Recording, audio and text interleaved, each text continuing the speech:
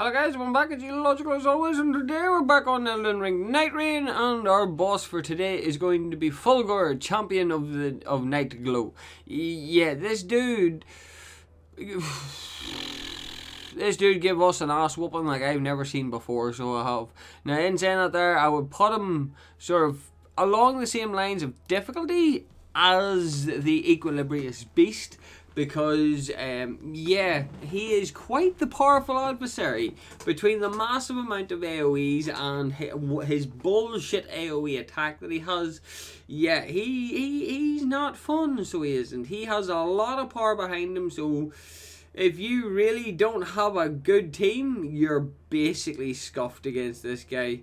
He really doesn't play ball all that well, and he's a nasty piece of work, so he is. I will give them credit. There is a unique situation, and it is this one.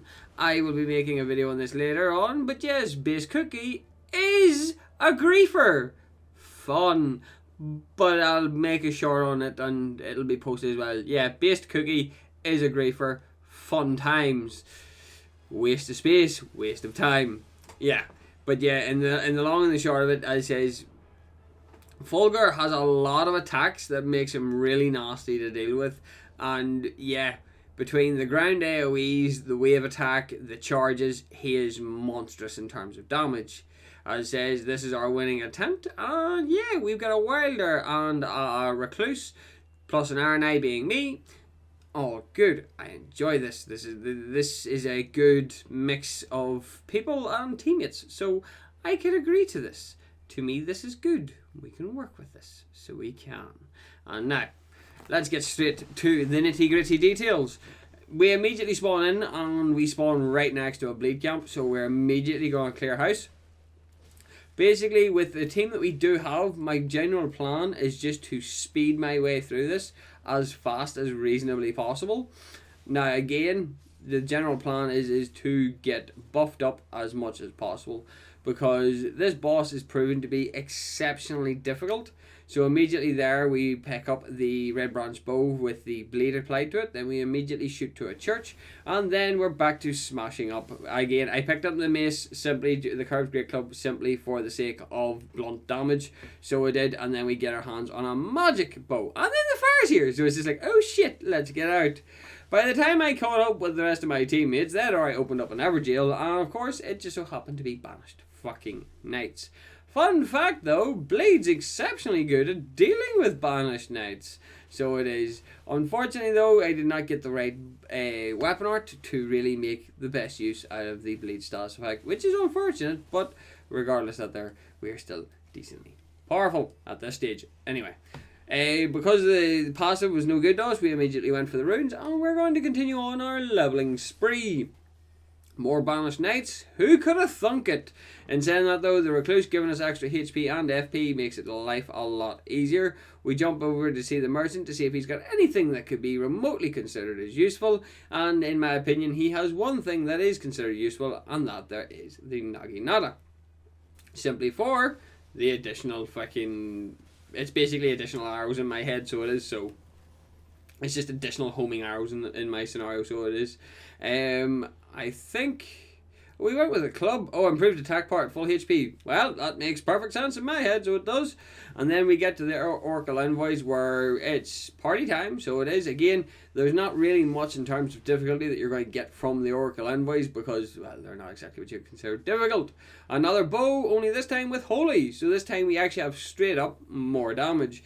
So this actually works a little bit more in my favour, because raw damage, I feel, works better than anything else. So having this here online will probably help a great deal more than expected. Long story short, it does, because next up we literally just make our way to the next Guardian Golem. So we do, and our team's now getting to a point where we are actually shockingly powerful for this early in the game, and we're cleaving our way through bosses. And now we've got ourselves the option of a composite bow, so we do. I don't think we actually end up taking it, which is shocking. I kind of feel like that was a bit of a mistake, because, oh no, it actually makes sense, because the bow that I have is slightly weaker but has holy damage. Fun fact though, that holy damage came in right in handy against a Royal Revenant. not like it was needed, because our Recluse was just absolutely popping off. So it was him and our Wilder being more tanky than you would expect. Actually did a lot of good, so it did. And saying that though, the Royal Revenant did not last a halfpenny, so he didn't. He got a few good slicks off, but that's about the height of it. Not really much else happened. Unfortunately, did not get the golden the thing off, so I didn't, which was a bit disappointing. And then we pick up the successive attacks restore health, so it's just a constant health regen sort of job, so it is making life a little bit easier for us. Next plan of action is going to be dealing with the Evergeel, so it is. That actually took so much to do. And they got it wiped out before I even got the length, which is shocking considering I hightailed it first, which is a little bit insane, so it was. And then the first death of the run at the hands of the most steroid-infused boss of this game, and that being the Draconic Tree Sentinel. Steroid-infused is a bit of an understatement, guys. Whoever decided to buff the Draconic Tree Sentinel the way that they did is absolutely nuts. Because not only is he beefy, he's strong. We pick up the critical hits because, quite frankly, the two greatswords really unfortunately don't apply to me all too much. So, kind of a disappointment. Next hit is we're aiming for the castle, so we are. Castle is quite simple, I think, in this scenario, because, fun fact, I think we only got our hands on a Leonine Misbegotten, which just made life so much easier. As says, with the way that things are, like, if we had knew that the Leonine Misbegotten was here on day one, we probably should have went and dealt with him immediately, so we should have, because, yeah, not a difficult boss to put down at the start of the game, I assure you now, so it isn't. We pick up the turtle shell because my brain thought that it would still have its passive regen passive. Well, I was an idiot because that's not why this game works. Sorry, I do apologize. Yeah, it was entirely my own fault. So it was I thought wrong. Best way to describe it is just I thought wrong. So it was, and then we got the choice of health, claw, and shield. Guys, I don't know about anybody else, but my entire point is health, it wins the day. And then of course we go and we find a Dragonkin soldier in another Evergeel. How fun! You know, that's the last thing you want to see whenever you open up a damn Evergeel.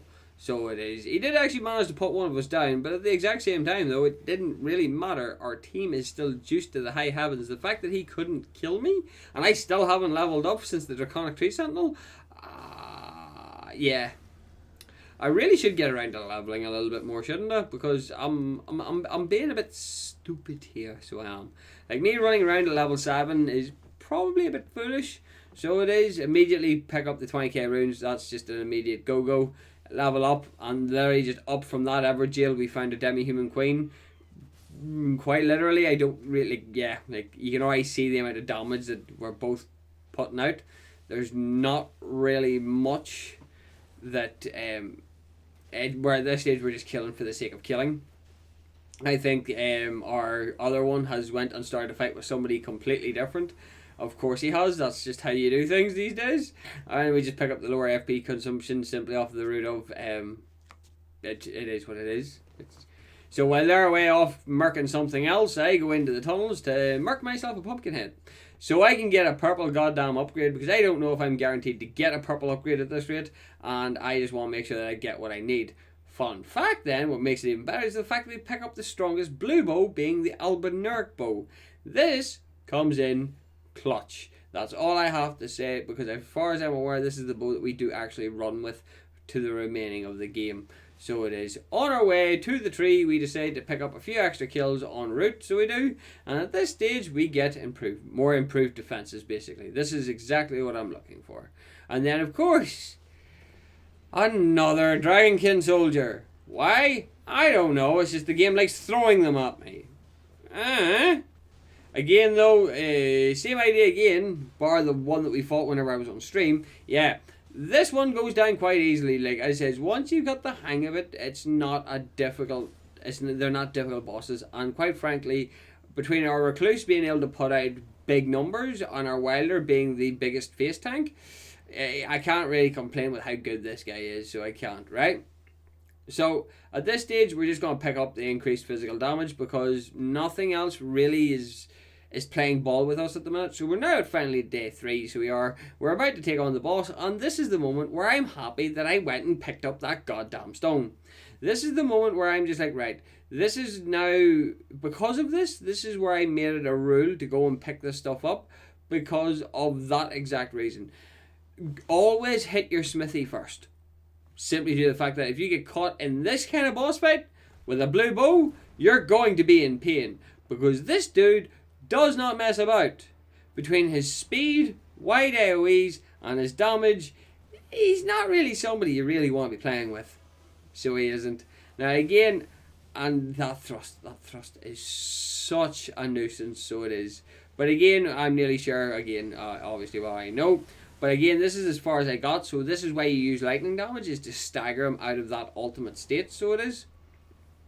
But the thing is about his ult is really nasty, is that his ult actually slows you and more or less secures the kill on you simply just by proxy, so it does. Not so much secures the kill, but secures the damage by proxy, so it does. And then what makes him even more nasty is the fact that if you don't land it, then it's spear central, so it is. And then in his phase 2, he gets a big fucking arm. Yeah, at this stage, this is where the problems, like, this is, if you thought the last few seconds were bad, this is where the problems really kick up, because all of a sudden his range skyrockets. So it does. He already had a good chunk of range to begin with, but now he's got even more range with the help of that arm. Demonstrated right there. Entirely my own fault. It is what it is. But it's once he gets his arm, that's whenever shit becomes problematic. Especially if you're a squishy character and you're not good at dodging, like me. It becomes a problem. And luckily enough, he has the ancient dragon claw, which allows him to actually stagger him out of his ult state, which is pretty damn nice. And then of course I landed the dash into the riposte, which was pretty damn good. But at the exact same time though, it's just the case of even though he's at low health, how many times have I been stopped or stomped on low health? That's the big thing, so it is. But I found actually immense there, and I didn't realise this, is the fact that he didn't do his bullshit charge once. That shocks me. He has a nasty bullshit charge that he does that is nightmare inducing. And we also pick up the Edge of Order, which we need for our remembrance. Happy days! So it is. So of course we go and clean up the remembrance, as you do. This is one of the big things that I like to do, is make sure to go and clean house. There is a slight sad point I do need to bring up, but I'll bring that up later on because I make the wrong decision later on. But anyway, it is what it is, you know. But I've discovered a little bit more backstory on the characters and so on and so forth. But I also realised that, unfortunately, I picked the wrong ending for Iron Eye. Just throwing it out there. So I'll hopefully be rectifying that on stream tonight, funnily enough. Hopefully I'll be rectifying it anyway. But yeah, we're just playing clean up at this stage, so we are, guys. We get our Edge of Order, which is the unique talisman that is applied to Iron Eye, and there's that sorted out. So then that just leaves us with Fissure in the Fog and the Night Aspect. Obviously with the new damage and stuff, we're basically good to go. Like, we're ready to party hard at this stage, so we are, guys. There's 2 bosses left, and then it's just up to shits and giggles after that, guys. So guys, hope you all enjoyed. Please like, share, and subscribe if you did enjoy. And remember, guys, not everything goes to plan.